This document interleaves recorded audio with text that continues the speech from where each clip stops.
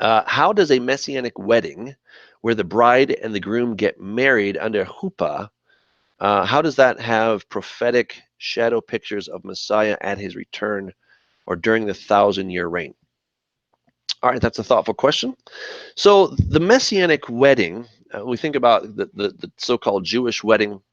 Some things that are said about the Jewish wedding are then applied to a pre-trib scenario. I disagree with that, as I've just made clear. But the idea of the wedding, let's think for a second. Who got married? Who got married? God and somebody already got married. I'll give you a hint. Go back to Mount Sinai. All right, another hint. God took them out of Egypt. All right, God said, another hint. If you'll be my people, I'll be your God. If you'll just do what I tell you to do, things will go great. All right, I hope you guessed it. Israel. All right, Israel is the wife. God already made promises to Israel. Where do we see this? Thank you for asking. Let's go and on a little quest through Scripture, and we will see so many places that talk about this wedding. We're going to first look at the first wedding, then we'll look at the second wedding. So let's take a look at Jeremiah. Let's start in Ezekiel, actually. Ezekiel 16. Oops. There we go. Okay. So we have here, God is talking about Jerusalem.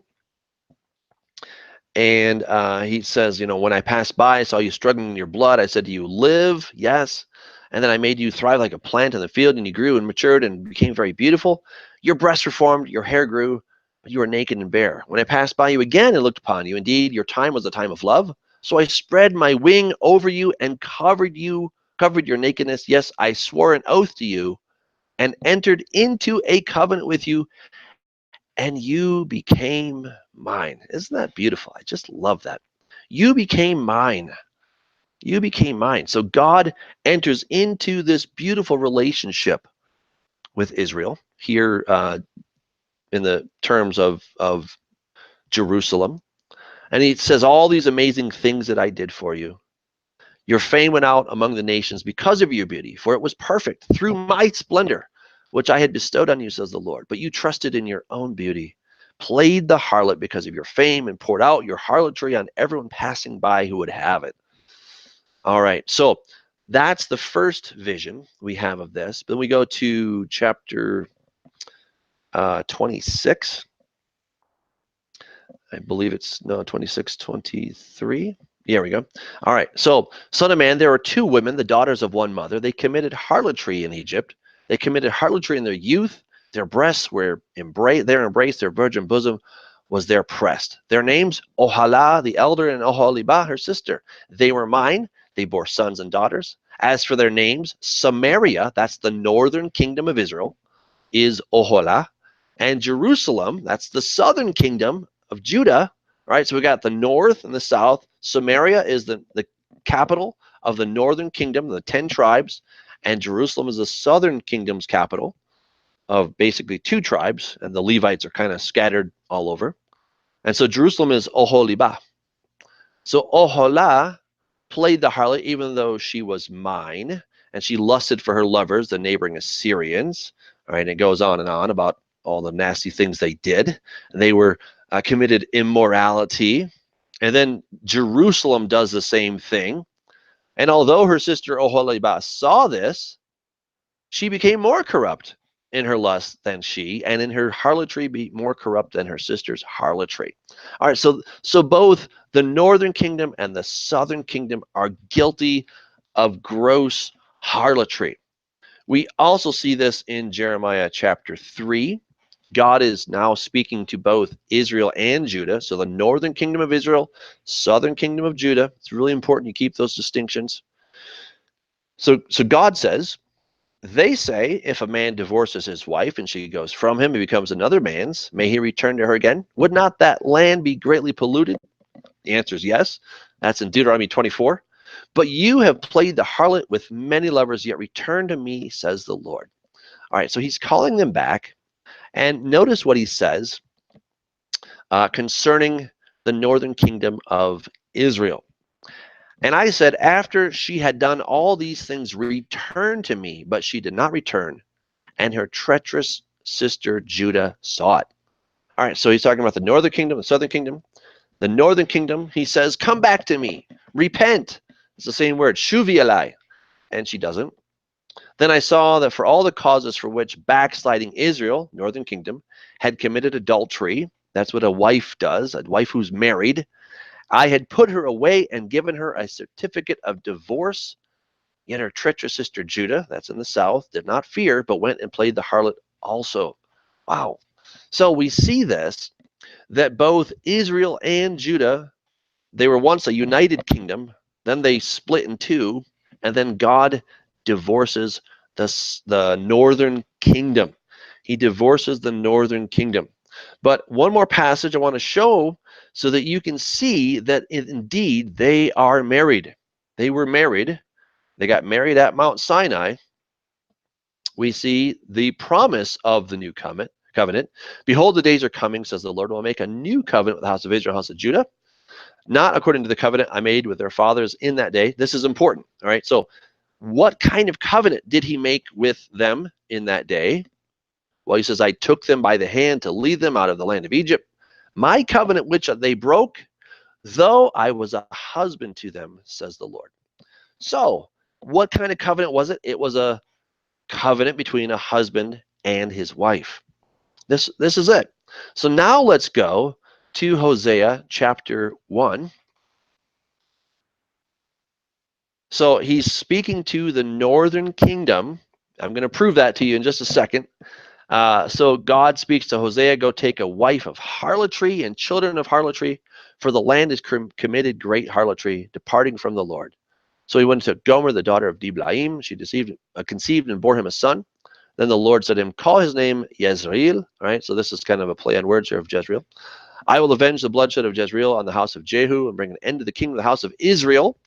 It shall come to pass in that day that I will break the bow of Israel, or the bow of Israel, in the valley of Jezreel.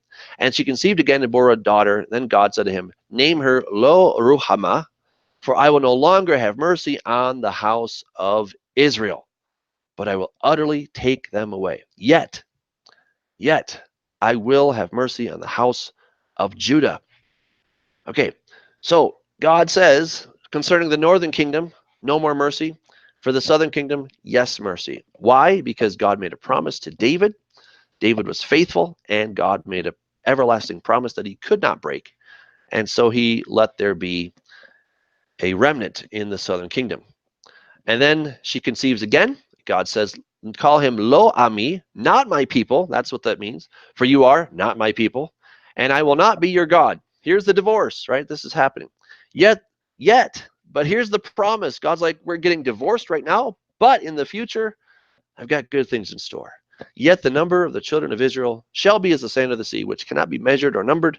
And it shall come to pass in that place where it said to them, you are not my people, there it shall be said to them, you are sons of the living God.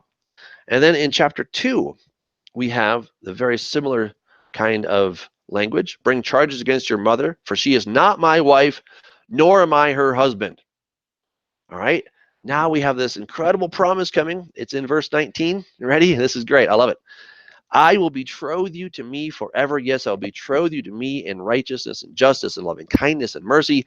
I will betroth you to me in faithfulness, and you shall know the Lord. It shall come to pass in that day that I will answer, says the Lord, etc. And so we see here, then I will sow her for myself on the earth. That's the little Jezreel, right? That's the Jezreel means literally he will sow. And I will have mercy on her who had not obtained mercy. Remember, Lo Ruhamah, speaking to the northern kingdom of Israel. He's now saying that they're going to have mercy. And then I will say to those who are not my people, you are my people. And they shall say, you are my God. Now, where do we find this in the New Testament? Well, we find this in 1 Peter chapter 2. 1 Peter chapter 2, verse 10. Peter is talking about this very thing. He says, but you are a chosen, the word in the New King James is generation. The Greek is actually genea, which is a actually genos, which is a race, a royal priesthood, a holy nation, his own special people. These are the very words that God spoke to the United Kingdom of Israel.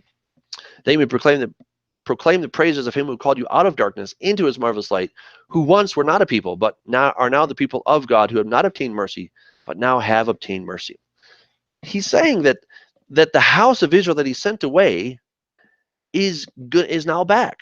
This was all made possible by the blood of Jesus. So the first marriage was a marriage between God and Israel.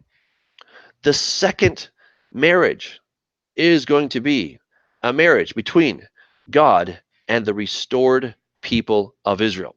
This is now where Judah and Israel are coming back together. We see this in Ezekiel 37, the two sticks that become one. We saw this in Hosea. We see it in so many passages. Jeremiah 31, the new covenant is all about the restoration of the house of Judah and the house of Israel, that there'll be no more wall of separation between them, but they'll become one in his hand. And there'll be one people, never again two nations. And this wife that was cast away, that was adulterous, that was filthy and shameful, has been cleansed because the husband, Jesus, died on the cross. And what did he do? He canceled the first marriage contract. He canceled the marriage contract. And now there's a new marriage contract. Now that first marriage contract, it embodied God's instructions for life, and those haven't changed. That's why in the new marriage contract, the same Torah, the same mitzvot are still there, because those are God's character. Those are God's values that he's giving to us. Those haven't changed. And so the covenant that we're looking at concerning this wedding, when we get to the book of Revelation, when it talks about the scroll that nobody could open in Revelation chapter 5, I would submit to you that that scroll is talking about the marriage contract, the ketubah, that we call in Aramaic or Hebrew. The ketubah is a marriage contract. And I would suggest that the scroll that nobody could open, the scroll is now this new marriage contract. And with the new marriage contract, God's desire to live with his people, to be with his wife who was sent away and has now come back. This wife that has been waiting for the king, for the groom to come back, is waiting. So when will this happen? Will it happen during the 7 years of the tribulation? Well, that seems like a really lousy time to have a honeymoon when millions of people are getting killed. And Jesus comes back, right? When he comes is when he gets his bride. So that is going to change the perspective. And I have argued that he is coming he's coming after the tribulation. I don't have to argue at that point, but he's going to come in to get us at the end, which we saw in Matthew 24. That is when he's coming. That's when he's going to gather us together to be with him. Again, check out my book, Reclaiming the Rapture. I talk about that extensively. I co-authored that with Chris Steinley. We both talk about that. And you'll see all the evidences. You can also watch my video on that topic, Reclaiming the Rapture. But it's about the restoration of these two houses to become one people, and that we are part of that. And so the marriage supper of the Lamb will take place after the tribulation. It'll take place at the beginning of the millennium. And again, I can't give the specific day when it's going to start, but shortly thereafter, shortly after Jesus has judged the nations, he's sent Satan into the abyss. That is when we're going to celebrate this wonderful time with him. And that's when we see the new Jerusalem descending, right? It's coming down like a bride for her husband. Now, again, I don't have time to get into that question, but you can check out my series, Millennium Heaven on Earth. I talk about the size of the New Jerusalem, when it's going to come down. I argue it comes down at the beginning of the millennium, Again, I don't have time to go into all the details now, but I give lots of scriptures as to why that is the case, and it all fits. That's the great thing about it. It all fits. We don't have to try to say, well, doesn't really matter. No, everything fits. That's the beauty of it. Thank you for that question. If you want to go ahead and contribute to the Patreon on my YouTube channel, I would greatly appreciate that. Helps to keep the Douglas Hamp Ministries going. You can also contribute to the Way congregation. If you tune in and you watch, consider becoming a monthly supporter, whether on Patreon or we have an app called Tithely at thewaycongregation.com. You can give through that as well.